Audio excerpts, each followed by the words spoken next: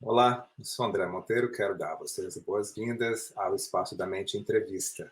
E hoje eu tenho a satisfação de receber aqui o Igor Michalik, que é psicólogo, psicanalista, médico e cirurgião oncológico. Vejam, já é uma sumidade só pelo início do currículo. E ele vai falar conosco um pouco mais sobre a psico-oncologia, que é uma área que ele vivencia na prática, tanto com a perspectiva médica quanto da perspectiva psicológica, né? Então, é algo que vem assim com um casamento espetacular em termos de que seria um trabalho multidisciplinar. Você se qualifica, você se enquadra nessa maneira de ver de um médico oncologista, psicólogo, ou um psicólogo, médico, oncologista, ou para você essas atividades são mais independentes? Como é que é para você? Primeiro, boas-vindas aqui ao nosso encontro. André, obrigado pelo convite. É um prazer estar participando aqui. Eu saúdo a todos que possam, nesse momento, se cuidarem, né? Nesse contexto maluco que a gente vive.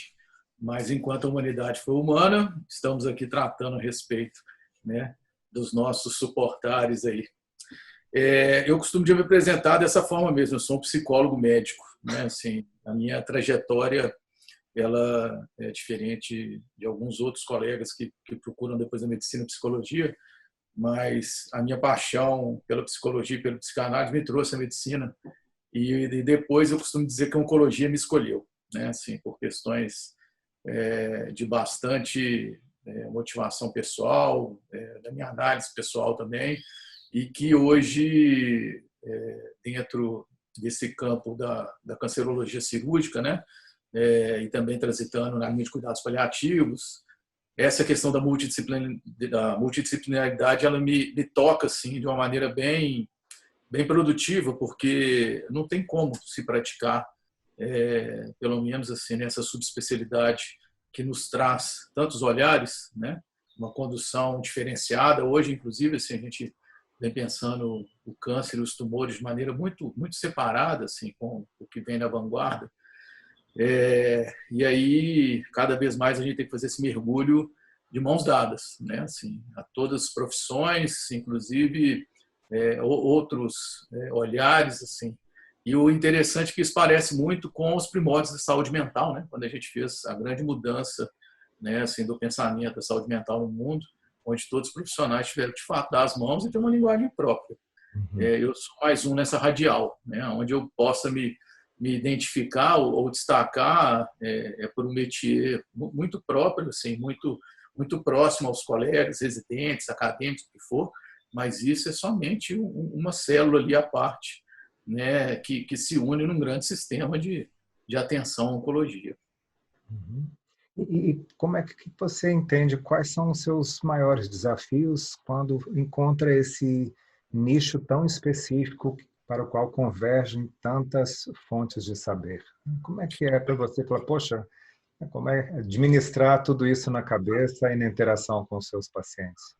O desafio ele está para todo mundo, porque é uma doença que ela não escolhe absolutamente nenhuma das situações que a gente possa dimensionar, e a proposta é sempre a mesma, né? Então, os grandes desafios, antes de tudo, é entender o ser como ser social, né? Você tem que acolher o contexto psicossocial dessa pessoa que vem para poder discutir a respeito de como que o câncer é tratado, como é que é na região em que ele habita, como é que é na cidade em que ele mora, como é que é.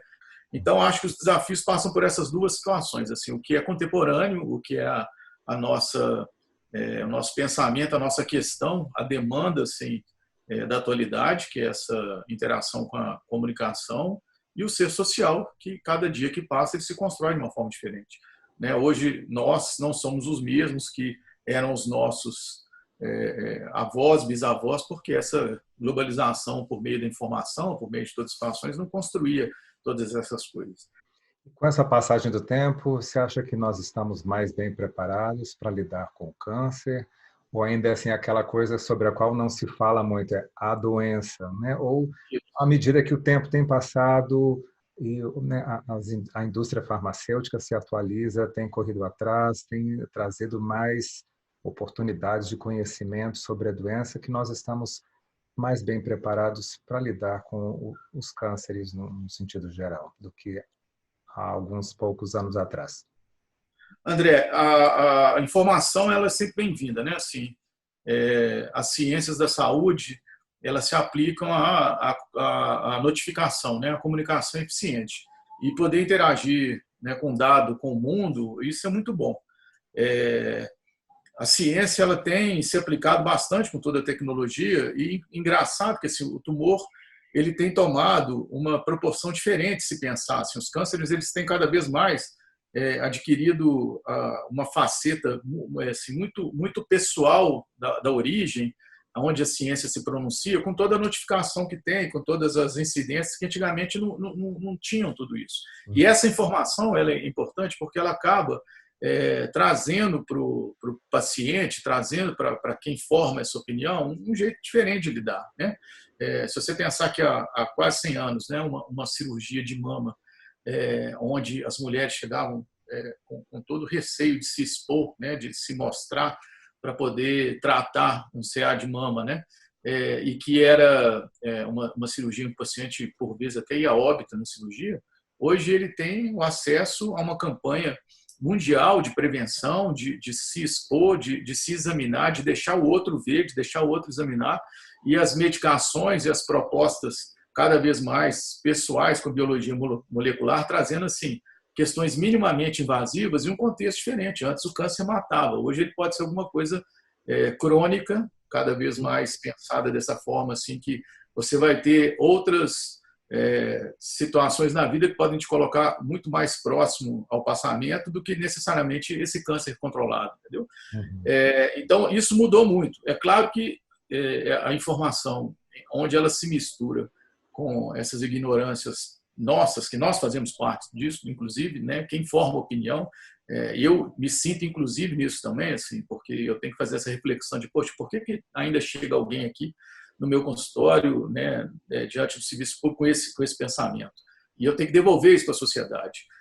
A gente vê que cada vez mais assim, isso tem diminuído por tudo isso, por um acesso a uma conversa mais à altura e de dizer, não, tem esse remédio, não preocupa com isso mais não.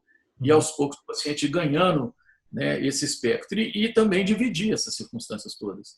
Né? Assim, não adianta eu só ir lá, tratar, operar e dar o remédio. Você tem uma situação em que a pessoa está dirigindo aquilo ali a outros conflitos sociais, a outras situações pessoais, familiares, e que os outros profissionais estão ali do lado justamente para poder acolher. E aí, aos poucos, isso vai diluindo e vai criando para as próximas gerações assim, motivações muito mais interessantes a desmistificar essa situação que antigamente não podia nem falar a palavra câncer.